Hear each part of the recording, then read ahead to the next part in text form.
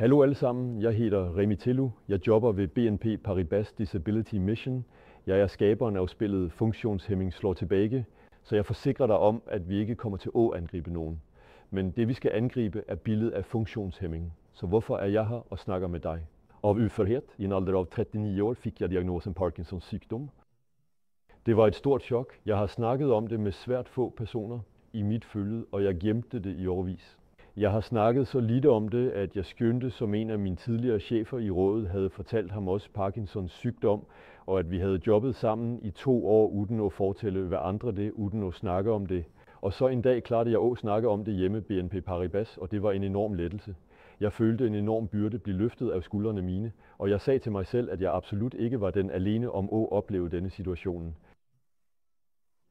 Og jeg lagde faktisk mærke til, at det var 15% af den yrkesaktive befolkning, som var i en funktionsnedsat situation, og at af disse 15% havde 80% af vores usynlige funktionshæmminger, som vi skjuler og som vi skaber stumme, funktionshæmminger, som vi ikke vil snakke om gøre.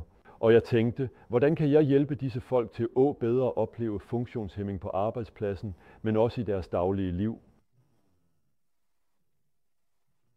Jeg lurte på, hvordan jeg kunne bidrage til at skabe en miljø, som ville gøre det muligt for disse mennesker at leve bedre funktionshæmming, og give dem et sted, hvor disse mennesker kunne udtrykke sig. Og også hvordan jeg kan øge bevidstheden blandt folk, som ikke gør det, ikke føler mig bekymret af funktionshæmmingen, at faktisk funktionshæmming er overalt rundt os, og vi er alle bekymrede. Og jeg blev inspireret af Freskenes sti, og jeg tegnede hjemme på papir en frise af funktionshæmming. Jeg fortalte min livshistorie.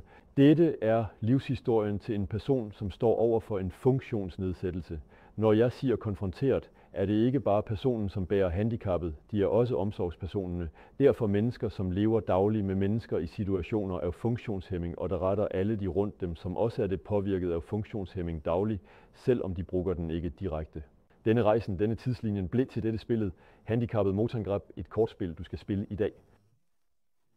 Dette spillet tager dig igennem en odysse af funktionshæmming, gennem at leve de ulike faser, som vi oplever, når vi konfronteres med funktionshæmming. Forklar det for dig, hvad det er.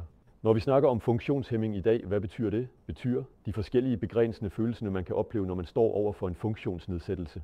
Og så stopper vi selvsagt ikke der, fordi at når du først bliver konfronteret med funktionsnedsættelse, har du forstået, hvad det er, du tog mye af det hovedet.